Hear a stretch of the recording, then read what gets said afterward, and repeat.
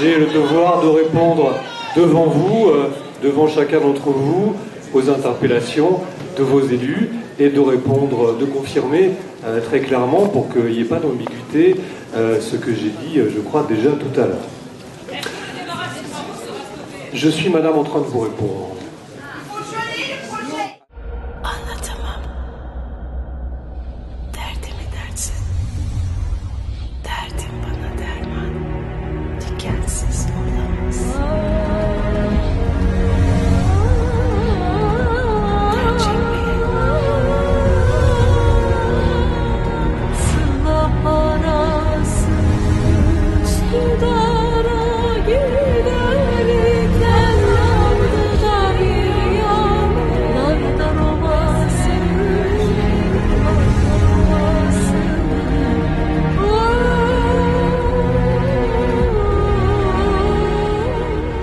Premier élément, je confirme, devant beaucoup de témoins, ce que j'ai dit tout à l'heure, nous ne démarrerons aucun travaux de réalisation de ce projet de centre de traitement avant que l'audit complémentaire sur la sûreté, sur les nuisances, sur l'autorisation d'exploiter délivrée par les services de l'État ait été mené, que ces conclusions aient été rendues publiques.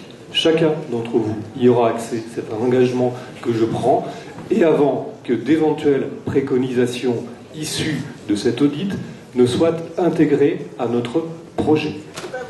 Deuxième engagement, aucun travaux de réalisation de ce projet de centre de traitement des déchets ne démarrera avant qu'effectivement un débat démocratique ait pu se mettre en place, et pour en assurer la qualité, l'honnêteté intellectuelle de part et d'autre, nous saisirons la Commission nationale du débat public en lui demandant de mandater un garant pour organiser ce débat et cette mise en commun des visions des uns et des autres.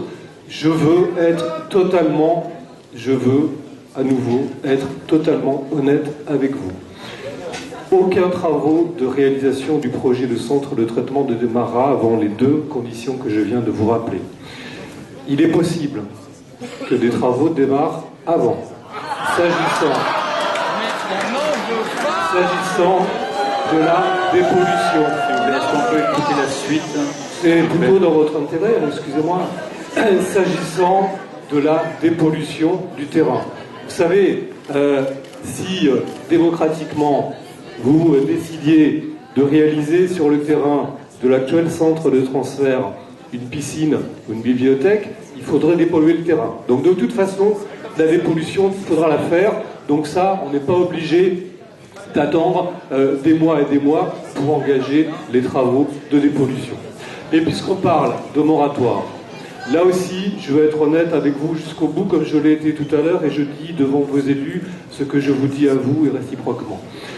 Si on parle de moratoire, il va falloir peut-être que, si c'est la volonté qui s'exprime sur les communes les plus concernées, et si cette volonté est relayée par les élus, que soit envisagée de votre part une demande de moratoire pour que ce territoire soit momentanément peut-être dispensé de respecter, de mettre en œuvre les obligations légales et environnementales qui nous sont imposées dans notre mission de service public, puisque comme on vous l'a indiqué tout à l'heure, le plan régional d'élimination des déchets passe par la réalisation de ce projet à Romainville, et que nos obligations de fin de mise en décharge sur les territoires voisins, de réduction d'incinération et de développement du recyclage des déchets organiques passent par la réalisation de ce projet.